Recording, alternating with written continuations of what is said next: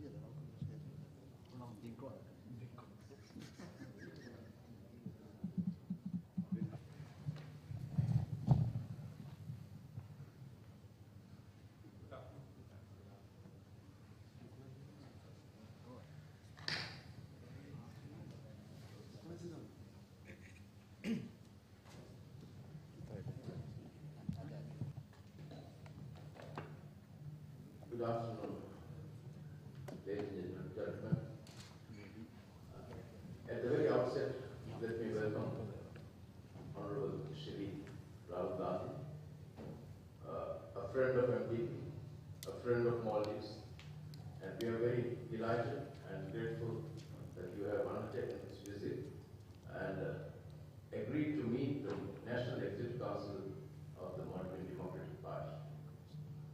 In front of me, around us, are the distinguished members of National Executive Council, represented by members of Parliament, directly elected members, and chairperson of the constituencies. Today, we have the benefit of listening to Shri Rahul Gandhi and a presentation that will be made by his team, and certainly there are areas that we would very much like to hear your experience, what you are going through, especially in the young, youthful Congress people that you have been able to galvanize throughout India, and also the structure of the party and the relationship between the organs and the party leaderships. In these few words, let me invite Shri Rahul Gandhi to make his observations. Thank you. Thank you, Mr. President, for inviting me to the Maldives, to your beautiful country. I've been asked to speak about democracy and how we view democracy in the organization that I work with. So what I'll do is I'll give you a broad overview of our organization and how we interact with the youngsters in the country. And then I've got Sachin over there who can go into some of the details about what we're specifically doing.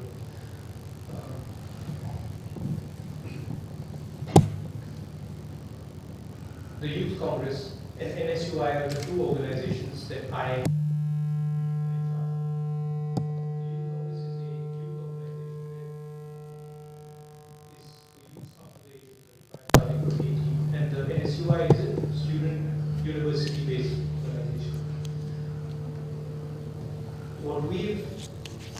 been trying to do over the last 2 years is to try and increase the penetration of these organizations and expand these organizations. That take, in a sense, the Indian political system to the poorest of the poor, the weakest person, and faraway village.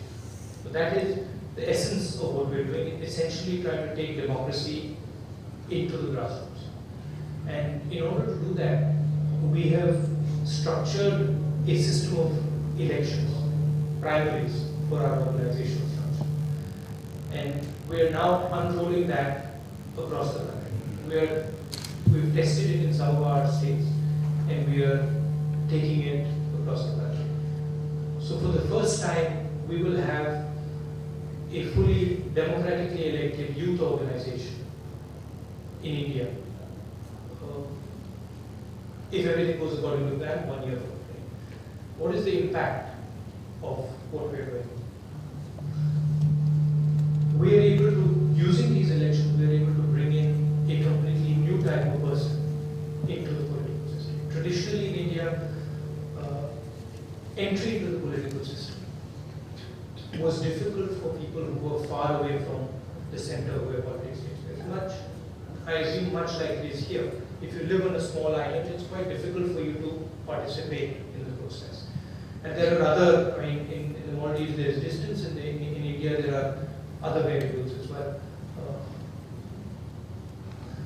So we have taken this election system and we have rolled it out. And to give you an example, in the state of Tamil Nadu, where we had 35,000 members in our youth organization. Once we broad-based the elections, once we carried out membership in an open manner, we got 1.4 lakh, so 140,000 members. And our membership in Tamil Nadu, which is one of the southern states, went up almost 40 times. So that is the type of impact that you can have when you open out the system to youngsters in India. Some of the concerns that we have when we open the system up is who are the type of people we do not want coming into the system. And for that we have two very simple rules in our organization. The first rule is that if you have a criminal record, you cannot come. And the second rule is that if you have a non-central ideology, so if you are radical, if you have a radical, for example, Hindu radical or Islamic radical ideology, then you cannot come into us. But as long as you fulfill these two criteria, anybody is welcome.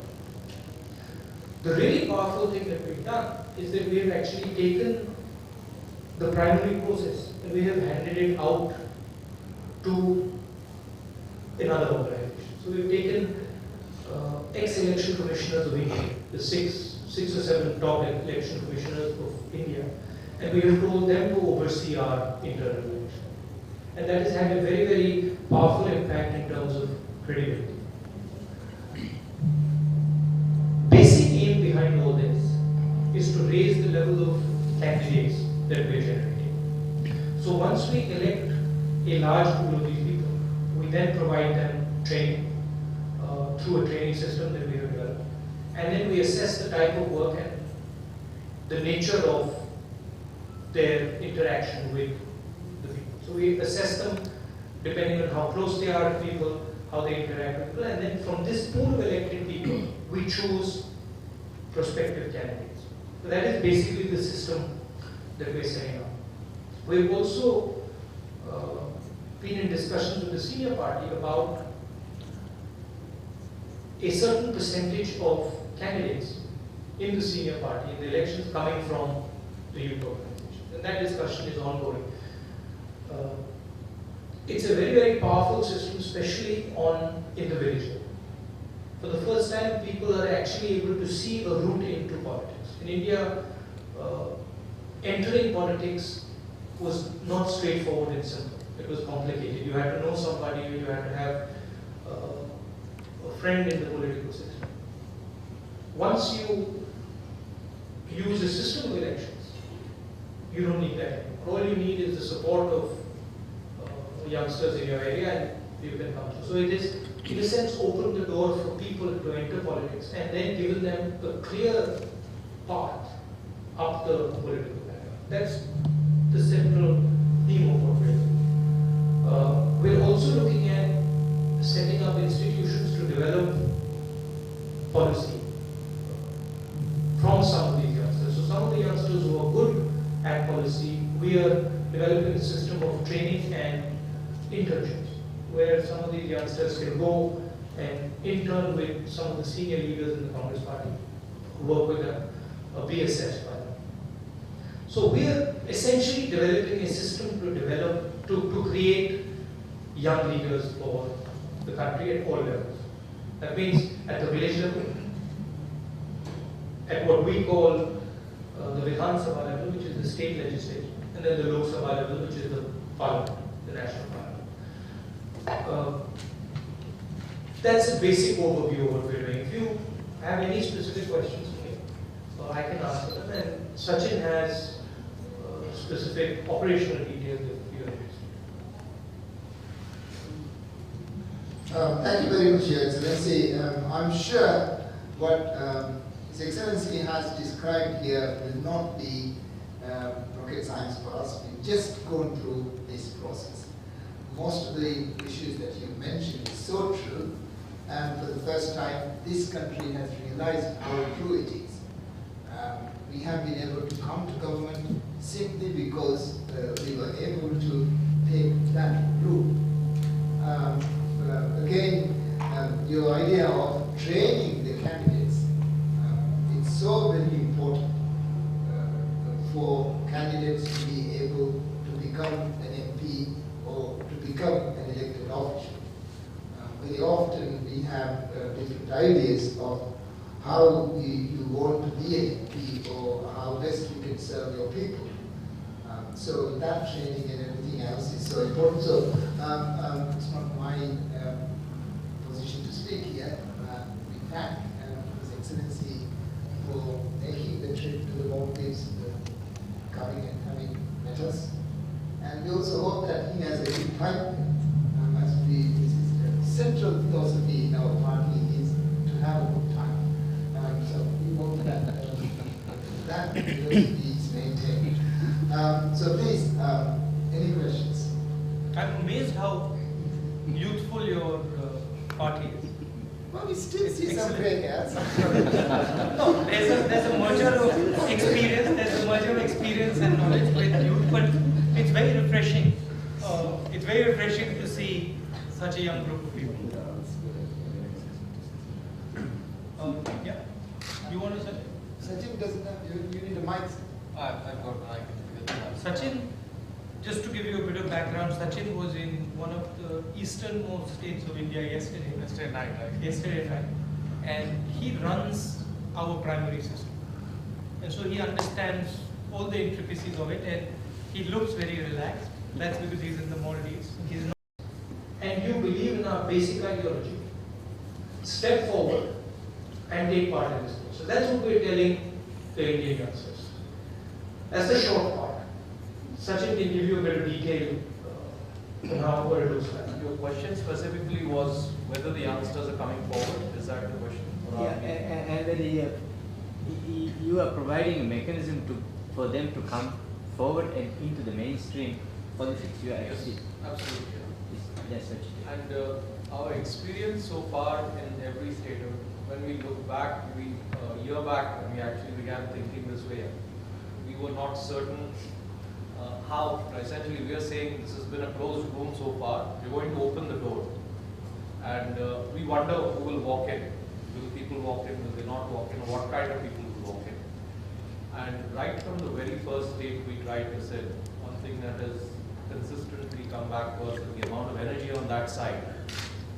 The number of youngsters who are willing to engage, who have positive views of politics, with positive willingness to engage and contribute and build the future of their nation and their own future, it's very hard. So the most rewarding thing about this has been that there is an enormous amount of energy waiting to come in. So we don't have to go and call out people. People out You there. just open the doors. Exactly.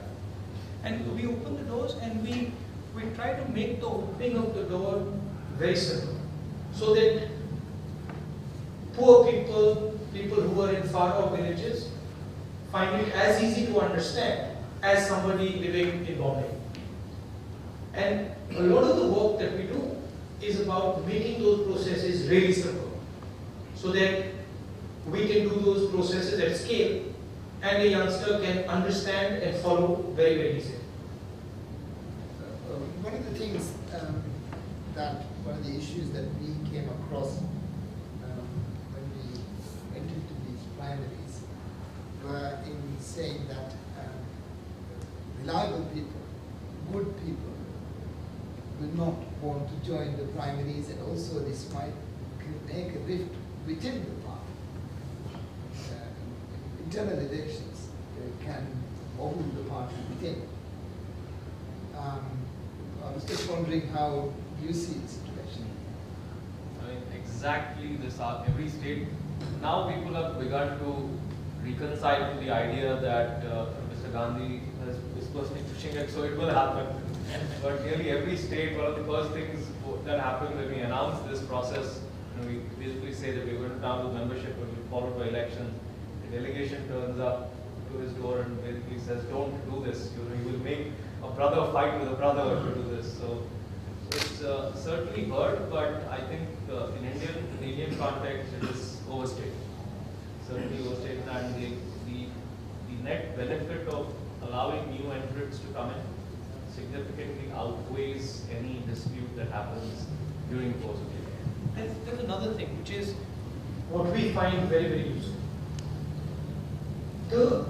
If you look at any political system, there are, let us suppose there are 2 or 3 groups inside that political system. Let's say you're in a particular district, you say there are 2 or 3 groups. And the argument is made that if you have an election, there will be a fight. The reality is the fight is already there. It's a hidden fight. And what actually ends up happening when we do our election is it becomes very clear who has how much power in that fight. And that's a very, very powerful thing, because the moment you do that, you know who the person you should be speaking to is. So one of the things that happens once we do the primaries is we very, very quickly know who the relevant youth leaders are and who the people are who just make noise. So that's a powerful thing. Now, is there a bit of tension that comes as a result of the election? Absolutely. And our sense is that tension should be within the party as opposed to make people leave the party. So if we don't manage that tension and we say, okay, we're not going to talk about it, we find that the result is that the person who doesn't get the right thing leaves. And we would rather that we have a discussion and he stays. But I would say we are only in government because we went through this process. No one would have actually joined us because we were in the opposition and we were not the kind of people to be associated. But then once we started building brick by brick a political party and having internal elections and deciding upon who our candidates would be, it was obvious for everyone that there was a channel, there was an avenue through which you could become an MP, you could get support of a larger group. And today, the opposition is doing it. That's the other thing. Once one player does it, tremendous pressure comes on the other players to do it. Because the other party, then people in the other party start to ask the question that if they are having a democratic system, why are we not having a democratic system? And that has a unique effect in certain parts of India, because it is structurally difficult for some of the regional parties to democratize. So that is something that is an interesting impact of democratization. That means, can your opponent actually democratize? And if he can't, then he's in real trouble. One tactical point is that in our election, it's not a winner-take-all system. So one way in which we've actually addressed this internal fight is to say it's not winner-take-all. Top finisher gets the top post, second finisher gets the vice president's post, and third gets a general secretary. So it's a power resolution as opposed to winner-take-all. Yeah. And then eventual candidacy is actually based upon election plus your training outcomes plus the work that you do. So the way we've kind of mitigated that is to not moving? Our idea is to go to a particular village, to a particular district, and find out who the top 5 to 6 youth leaders are. And we don't say that one fellow is the guy we're going to back. We say, okay, here is the room, there are 5 people we back. These 5 people are interested. Now let's look at training. Let's look at how they interact with the people. And then let's make a decision. So we're not saying one man is going to win our election and everybody else can go home.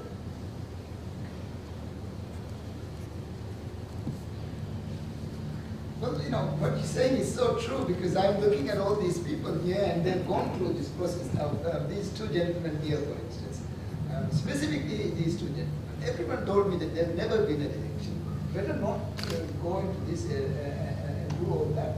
But yes, there was so many more established apparently people who we could have filtered in this constituency.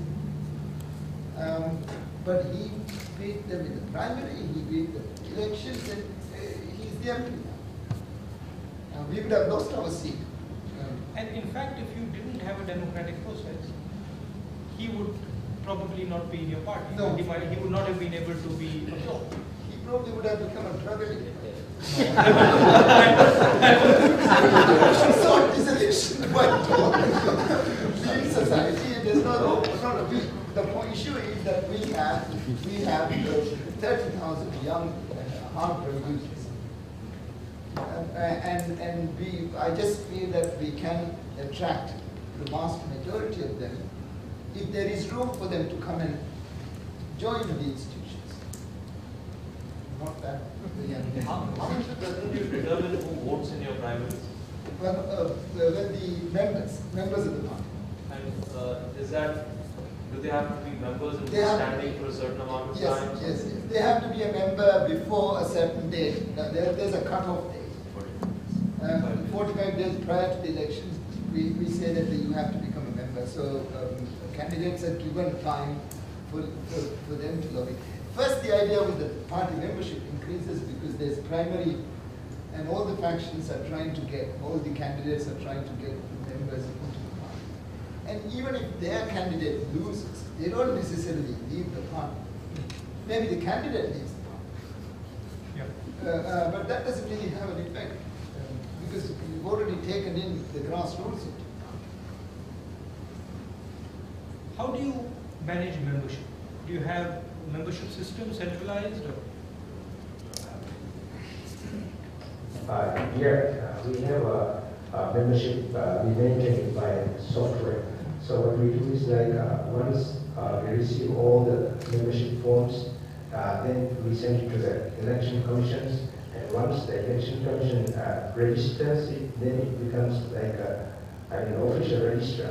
So if any member leaves our party, the election commission will inform us, and then we will update it from our register as well. And this would be the National Election Commission. Yes, that's the national election. So you have to send a list of all your members to the National Election Commission. Yes, you are right here. And the voter list is made on that? Yes. Yes, yes. Then So only we all can verify. parties' lists become the voter list? No, only because Other party elections, we've decided ourselves that for our elections, our members registered with the National Elections Commission would be. But for the national election, the Elections Commission announced for the voter list. And what is the membership fee of your membership? well, it's free. No, it's not free, no one is paying. But the rule says it's 10 rupees. The rule says it's 10 rupees. Well, we have 15 rupee fee and our people pay. So I don't understand what's going on. No, I really think that this is again something that we should understand. That if you pay 10 rupees or 5 rupees or even 1 rupee, that has a value. If you don't pay anything, the only value you have is how much kickbacks you can get from the party. Who drives membership in your system? We have a membership section, and we have a senior registrar. So he does the organizing. Then we have committees, like committees and coordinators for every atoll and islands. So what they do is our coordinators, they do the door-to-door in islands and atolls, and then take our membership forms and get the membership form filled with the witnesses and ID card copies, and then they go to our head office, and from our head office we take it to the election commissions. So election commission does all the registration of memberships. Then only the memberships will not be repeated. Otherwise, one member might be in two parties. Most of all, field visits, we try to have a membership drive. Now, we have a program called our door-to-door program. Now, we take a patch, we take a small area of a town or a village. We have all the names of the houses there, and then we arrange it into a pattern where two people can walk it. So, for instance, I would have visited more than 70% of the homes of this country. Each of these MPs would have visited every single home in their constituency. And this is the time that they should have visited again, because they are in recess now. So we have a door-to-door program where we visit every household from door to door. So here, do votes shift quite radically, or are they pretty stable? So if you have a village, would you have X percentage of people who almost always would vote for you, Yeah. and Y percentage who would almost never vote for you? Yes, and then there'll be a middle ground which is available. Yeah. So we would have a hardcore MDP support, a core opposition DRP support, and then we would have a middle ground which is available. And that middle ground would depend on how much work we can do. So we do a lot of targeting. We don't necessarily go to the home homes. We have a fairly complex Excel sheet or computer program software on this. We have a fair amount of information on voters, on what they eat, the last whatever. We do have targeted constituencies, and we target connection between the party and the government. In terms of funding for the youth organization, we get funding from our membership, where we get membership fees. We are looking at particular sort of marketing strategies during our elections and after. And then we also get funding from the senior party. I'd say 50% to 60% comes from our membership. We're trying to create a situation where between our membership finances and the finances that we get from marketing, we should be able to come quite close to break even. Senior party funding is decentralized. So every state unit takes care of their own funding. And the other question? The other question, how does government interact with the party or the youth organization? The party. We have a manifesto that is created by the party, which we fight an election on. So when we go to fight an election, we fight that on a document. And that document is created by the party. That's the basic guidelines of the government. Other than that, specifics, it's a continuous dialogue. So we have an ongoing dialogue. We have a party structure where there are also government people. Central structure where the Prime Minister sits and other senior ministers sit. And that's basically discussion. Party has a particular view on certain policies as well, where those would be pretty much guidelines for the government. Fundamentals, we're a pro-poor party. So our policies tend to be looking at the poor person, what in Hindi we say Aam Aadmi. We are a secular party.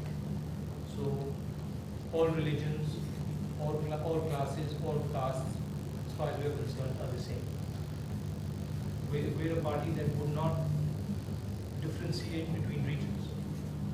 So our view is all of India is one, all of India should be treated equally, all individuals in India are one, and all of them have to be treated equally. So within the basic guidelines, the policy is formulated on the manifesto.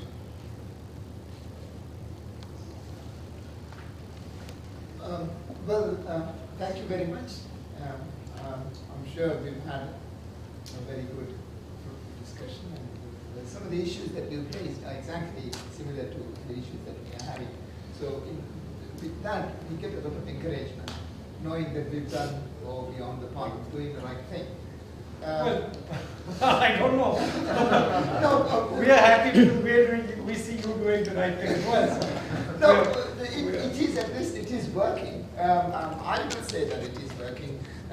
Another request would be, if we can, I'll be very willing to have a few of your interns working in my office.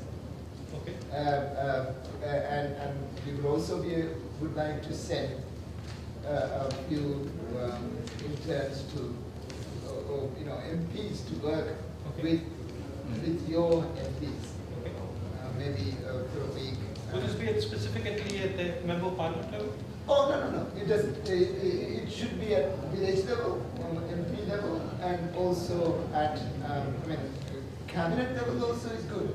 If we can, if I can ask Dr. Hans Jamil, for instance, to stick around your health minister for 3-4 days, I'm sure that there will be a wealth of information that she gets. Maybe what we can do is we can design a program, whereby we can do this on an ongoing basis. Shah, can we organize this thing? I'll be very willing to take up an intern from your organization. One of the things that, I shouldn't say this, but one of the things that we do quite well in India is the self-help group movement. I don't know if you're aware of, the microfinance. Yes. And we have designed systems now in India that can reach very effectively right into the poorest of the poor. And there are 2 or 3 organizations that operate at the national level that are exceptional.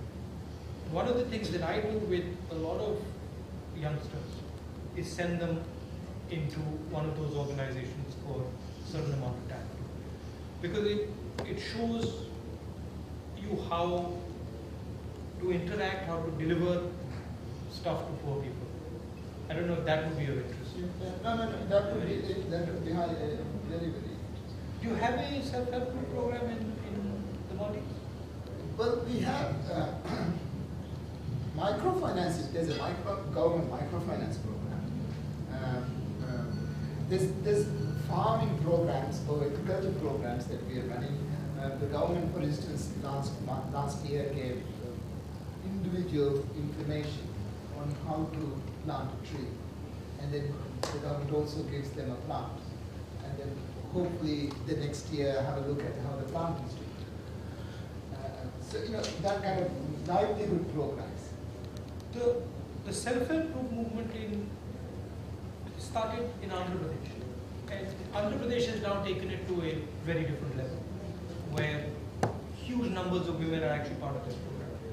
One element of the program is finance.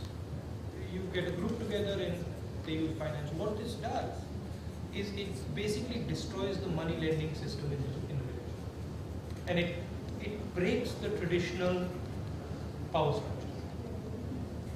The next thing you do with that is you start to overlay healthcare, overlay education, overlay entrepreneurship on that. So you can, within a very short period, 5-7 years, completely transform the countryside. And if there's somebody who would like to see some of this work, in Andhra Pradesh it's done at scale. It's very interesting. I think it would be quite powerful for So if we can have your contact so that we can exchange Yeah. and proceed with that. I think that would help the government. The other thing I would recommend is the employment guarantee scheme. That you have a look at how the employment guarantee scheme ties into the self-employment movement.